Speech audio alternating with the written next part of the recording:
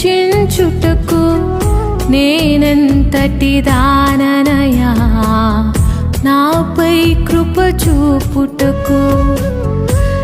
ఏ పాటి దాననయా నన్నింతగా హెచ్చించుటకు నేనెంతటి దాననయా నాపై కృప చూపుటకు నా దోషము భరించి